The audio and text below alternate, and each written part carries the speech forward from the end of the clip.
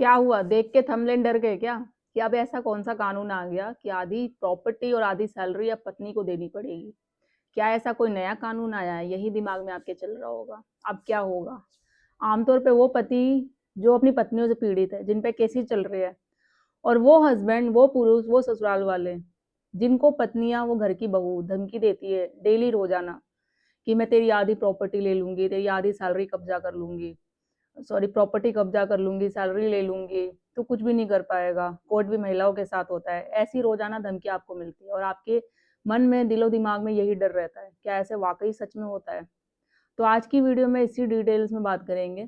Channel पे फिलहाल नहीं जुड़े हैं तो चैनल को लाइक करिए, शेयर करिए, सब्सक्राइब करिए, ज़्यादा से ज़्यादा लोगों तक शेयर करिए जो सेम ऐसी सिचुएशन से गुजर रहे हो। आपके घर में हो सकते हैं, फ्रेंड्स में, रिश्तेदार में, कहीं पे भी, ताकि आपके जैसे उनको भी नॉलेज मिले और उन्हें भी हेल्प मिल सके अपने केस से बाहर आने के लिए। तो बात करते हैं, फिलहाल मैंने ऐसा क्यों थंबनेल बनाया कि अब आपके दिमाग में यही चल रहा होगा कि कोई कानून हुआ है ऐसा भी लागू है या कोई हाई कोर्ट, सुप्रीम कोर्ट की गाइडलाइंस आई है ऐसी, तो आपको ये डर ज़रूर लगा होगा। तो कमेंट में बताइएगा ज़रूर, आप ये थंबनेल देख के आपको डर लगा है या नहीं। तो फिलहाल अभी आपको डरने की कोई ज़रूरत नहीं है। ऐसा कोई कानून नहीं है, ऐसा कोई लॉ नहीं है।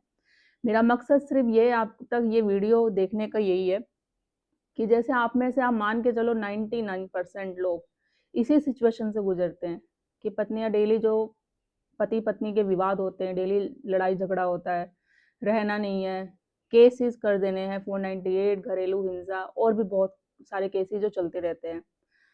अब जो मोस्टली सिचुएशन पे होता है कि पत्नियां लड़ाई झगड़ा तो कर रही है, अब ऊपर से ये डिमांड कर रही है कि भाई मुझे तेरी आधी सैलरी चाहिए या तेरी प्रॉपर्टी में मुझे आधा हिस्सा चाहिए।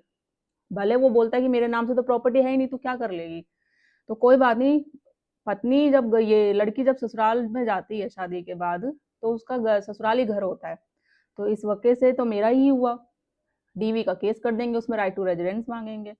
ये बात सही है कि डीवी का केस करने पे राइट टू रेजिडेंस मिलता है, बट मिलता है उन बहुओं को, उन पत्नी को, उस महिला को जो वो वाकई पूरी तरीके से सक्षम होती है पति पे, ससुराल वालों पे, इसलिए रहने का अधिकार मिलता है। और उसको मिलता है जिसके साथ वाकई कुछ, मतलब उसको टॉर्चर किया गया हो, दहेज के लिए मारपीट किया गया हो, सच में अत्याचार किया गया हो। उसको नहीं मिलता है जो बिना किसी एलिगेशन के झूठे आरोप लगाती है।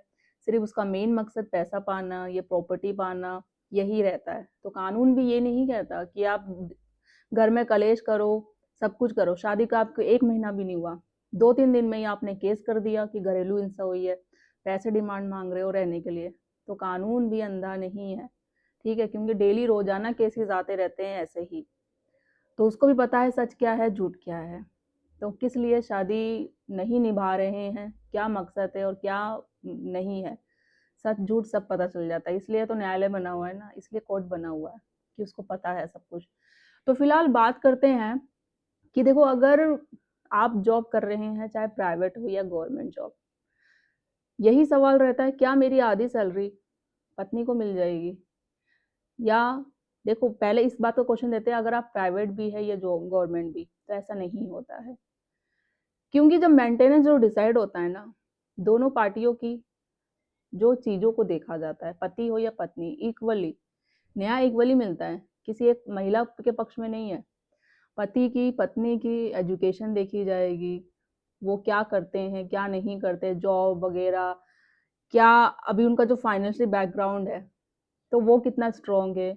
अगर पत्नी ने मेंटेनेंस का केस किया है, फॉर एग्जाम्पल, अगर वो 1 साल से या 2 साल से उसने नहीं किया, अचानक तीसरे साल में आके किया, हो क्यों किया? पति ने कोई केस कर दिया या डिवोर्स मांगा इस चीज में आके, तो इतने सालों से कैसे वो अपना मेंटेन कर रही थी, ये सारी चीजें पूछी जाएगी। और दूसरा, जो पति को मेंटेनेंस अलाउ होगा, उसको भी देखा जाएगा कि वो जॉब क्या करता है, उसकी सैलरी क्या है, और कि उसके पे लाइबिलिटी क्या है। उसके माता पिता भी है, भाई बहन भी है, उसकी एजुकेशन, शादी, या कोई रेंट पे रह रहे हैं, या कोई लोन चल रहा है, माता पिता का कोई लोन चल रहा है, तो वो चीज़ें चुका रहे हैं, तो वो सारी चीज़ें देखी जाएगी। ये नहीं कि पत्नी ने कर दिया, मुझे उसकी आधी सैलरी चाहिए क्योंकि मैं नहीं अपने आप को मेंटेन कर पा रही इस चीज़ें से, और बढ़ा चढ़ा के और ऊपर, क्योंकि पत्नी बढ़ा चढ़ा के बोलेगी, क्योंकि उसका मकसद होता है भाई पैसे लेना, किसी भी तरीके से बढ़ा चढ़ा के बोले ताकि उसको पैसे मिल जाए।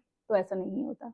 अब बात करते हैं गवर्नमेंट, जो आप लोग एम्प्लॉयज होते हैं, तो आपका दिमाग चलता है कि नहीं, अगर हम गवर्नमेंट है तो सरकार या कोर्ट ऐसा कर सकती है कि हमारी सैलरी सही डायरेक्ट वो कर ले, और या वो क्लेम ऐसा कुछ कर दे कि बोल दे कि डायरेक्ट मेरी सैलरी में से खुद ही कट हो जाएगा क्योंकि मैंने बैंक स्टेटमेंट दे दिया, अकाउंट नंबर दे दिया, ये सारी चीज़ें। तो ऐसा नहीं होता।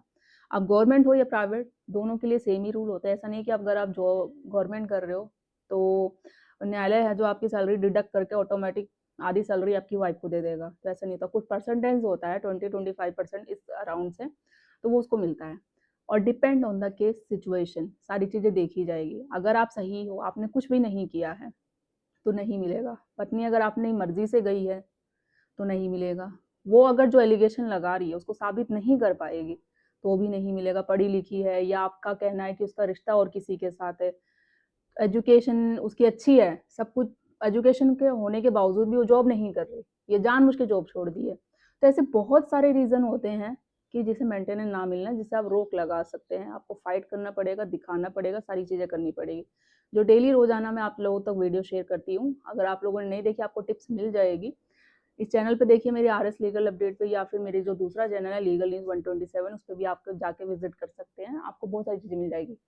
अब बात करते हैं, क्या आधी प्रॉपर्टी क्या पत्नी कब्जा कर सकती है अगर पति के नाम से हुई या फिर नहीं हुई, उसके पेरेंट्स के नाम से है तो ऐसा नहीं है।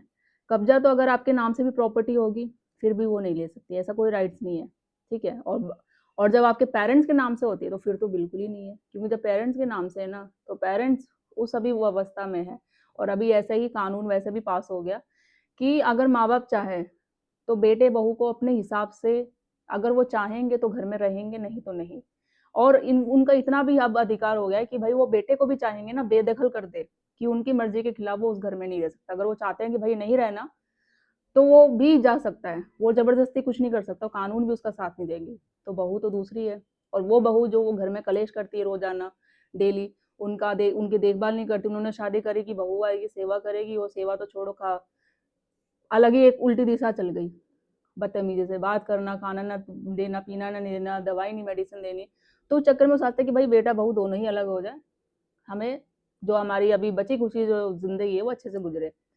तो कोई नहीं होती जबरदस्ती आधी प्रॉपर्टी, कोई किसी के नाम नहीं होती। हाँ, अगर आप अच्छे से एक अपनी पत्नी का धर्म निभा रहे हो, एक बहू का धर्म मिला रहे हो, सास ससुर की सेवा कर रहे हो, पति जो पत्नी का एक धर्म होता है, पूरा कर्तव्य होता है, वो निभा रहे हो, शादी को आप पूरा एक अच्छे से, और अपना वो घर को घर समझ के, अपना एक होता है ना कि हाँ भाई ये मेरा ही घर है, अब ससुराल वो नहीं है मायका। मायका जब तक था जब आप लड़की थी, उस घर की बेटी थी।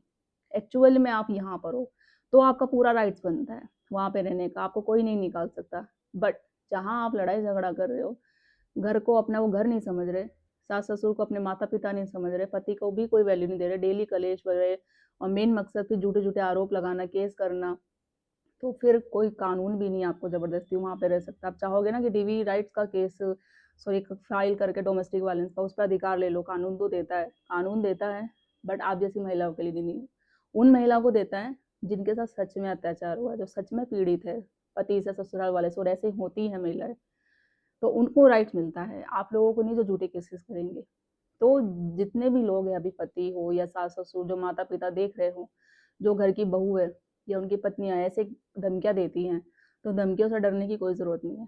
ऐसा कोई कानून नहीं है, लॉ नहीं है जो आपकी आधी सैलरी या आधी प्रॉपर्टी वो अपने नाम करवा ले। तो धमकियां सिर्फ डराने के लिए दी जाती है, तो आपको डरने की ज़रूरत नहीं है। हमेशा बोलती हूँ, आप लड़ना सीखो, चीज़ें को एक्चुअल होता क्या है, मेरिट्स के आधार पर, तथ्यों के आधार पर, अगर आपके पास सबूत है, सारी चीज़ें हैं, तो चीज़ें करना सीखो। कई केसों में ये भी होता है कि जैसे कि अगर आपका रिश्ता जब ठीक ठाक चल रहा हो तो आप प्रॉपर्टी ले लेते हैं, और उसमें गलती क्या करते हैं, अपनी वाइफ के नाम से ले लेते हैं। अब फ्यूचर में तो कुछ पता नहीं होता भाई क्या करेगी क्या नहीं। अब वो चीज़ों को लेते हैं, पैसा तो आपने सारा खरीदा, सॉरी इन्वेस्ट किया उसमें, बट नाम उसके नाम से, तो वो दिखा देगी भाई मेरे नाम से है। अब इसमें आपको क्या करना चाहिए, तो इसमें एक अलग से भी आप सिविल केस कर सकते हो, ठीक है। भले उसके नाम से हो, वो टेंशन मत लो। अब आप ये सोचोगे मेरे नाम से वापस नहीं आ सकती है प्रॉपर्टी, जितनी भी ट्रांजेक्शन है, सब कुछ है, सारा चीज़ें हैं। और जब रजिस्ट्री करवाते हैं, जो वो डिमांड ड्राफ्ट होता है, तो वो भी एक जो लाइक चेक के थ्रू जाता है, जो भी है, तो वो भी एक प्रूफ रहता है। तो सारी चीज़ें दिखाओ कि ट्रांजेक्शन हुआ, जो भी हुआ, वो सब मैंने ही किया। तो जब मैंने प्रॉपर्टी खरीदी, मेरा पैसा गया, सब कुछ गया, तो नाम से उसकी नहीं हो जाएगी। तो वो चीज़ें भी आप हो सकते हो सिविल केस फाइल करके। प्रॉपर एक डिटेल्स जाननी है तो देखो वीडियो में पॉसिबल नहीं होता, तो आप कमेंट करिए या बात करिए ऑनलाइन, अपॉइंटमेंट बुक करके तो प्रॉपर एक गाइडेंस दी जाएगी। तो आई होप मेरा वीडियो एक मकसद बनाने का ये मकसद था कि आप में से बहुत सारे लोग कंफ्यूज होते हैं। अभी कुछ हाल ही में मेरे पास ऐसी क्वारीज आ रही थी, तो मैंने सोचा पर्टिकुलर वीडियो बना के आप लोगों की कंफ्यूजन को दूर किया। तो ज़्यादा से ज़्यादा लोग तो शेयर करिए, चैनल को सब्सक्राइब करना बिल्कुल नहीं भूलिए। जल्दी मिलती हूँ मैं कैसे इन्फॉर्मेटिव वीडियो के साथ। Thank you.